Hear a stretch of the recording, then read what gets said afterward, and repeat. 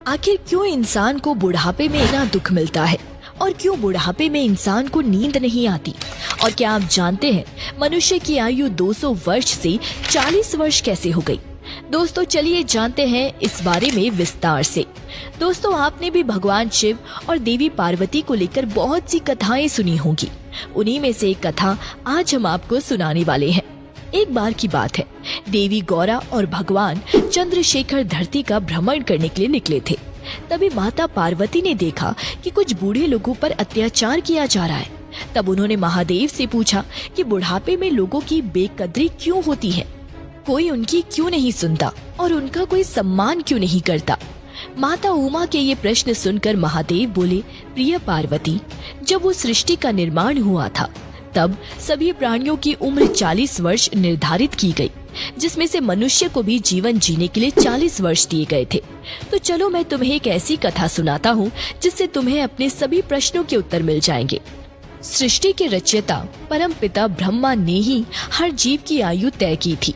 उन्होंने गधे, कुत्ते, उल्लू और मनुष्य सभी की उम्र 40-40 वर्ष निर्धारित की। अब ये तीनों जानवर अपनी अपनी आयु सुनकर बहुत प्रसन्न थे, लेकिन वही जब मनुष्य ने अपनी आयु सुनी तो उसका मन में बड़ा ही उदास हो गया, क्योंकि जैसा कि सभी जानते हैं कि मानव जाति की महत्वाकांक्षा कभी खत्म नहीं होती। उसका मन है कभी शांत नहीं होता और वो हर समय लालसा से घिरा रहता है। उसने सोचा कि मैं सभी जानवरों में श्रेष्ठ हूँ, फिर भी मुझे इनके बराबर ही आयु प्राप्त हुई। अब उस समय तो मनुष्य ने कुछ नहीं कहा और वो सभी वहाँ से चले गए।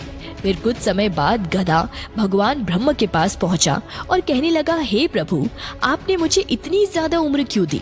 इसीलिए कृपा कर आप मेरी उम्र कम कर दे और केवल मुझे 20 वर्ष की आयु प्रदान करे।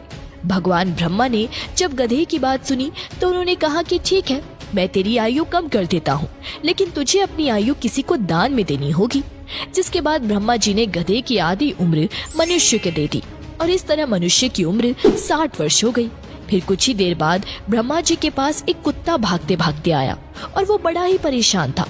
उसने भगवान से कहा कि आपने मुझे 40 वर्ष की आयु दी है, लेकिन मुझे इसका क्यों कोई फायदा नहीं।